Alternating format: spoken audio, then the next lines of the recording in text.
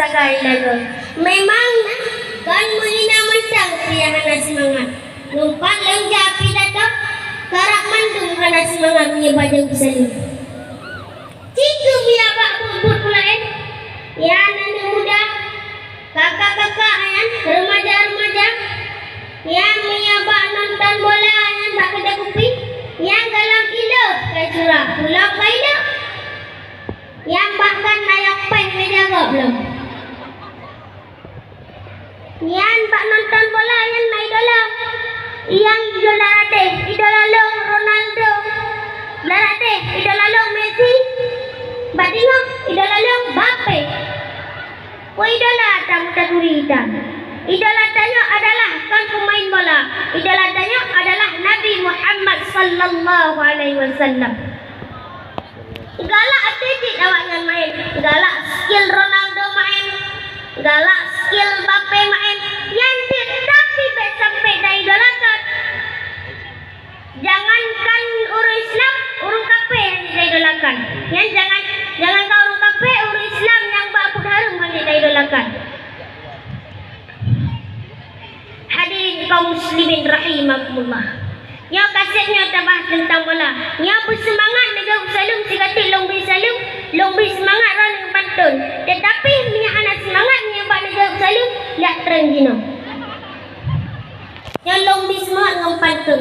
Pak Camat jualan tomat. Jualnya di simpang Keramat. Kalau anda benar-benar umat Nabi Muhammad, jawablah salam dengan penuh semangat. Assalamualaikum warahmatullahi wabarakatuh.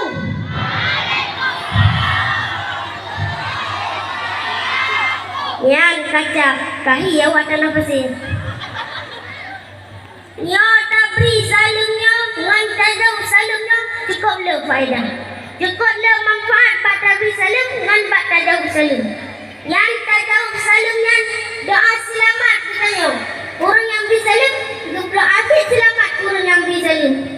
Yang dekatnya contoh di dekat dirana mak-mak ayah-ayah yang nyotekan jangan rumah kan rumah orang kan jaga. Yang tak anak lewat rumah yang kai dujen. Yang dia tahu anak tak beri salim. Yang pegak lejen. Oh, yang kamangat tertinggal itu. Yang kamangat tertinggal kaji minta aju patah yang galak tu. Ipegang balu buah. Kaji kubak kasut, balung ki mari. Balung ki beteh. Yang pulang nak laba-laba. Hidup imanu inalam. Tetapi, menyana Nabi Salum. Ipegang lejen.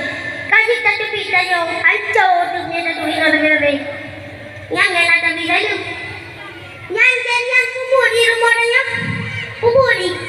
Jangan dia perkaru katanya, dia pergabuh katanya, dia perkaru lapar rumah, dia perkaru anak dengan mak, dia perkaru anak dengan ayah, dia perkaru adik dengan abang. Pokoknya benarlah dia perkaru sampai hancur keluarga dia.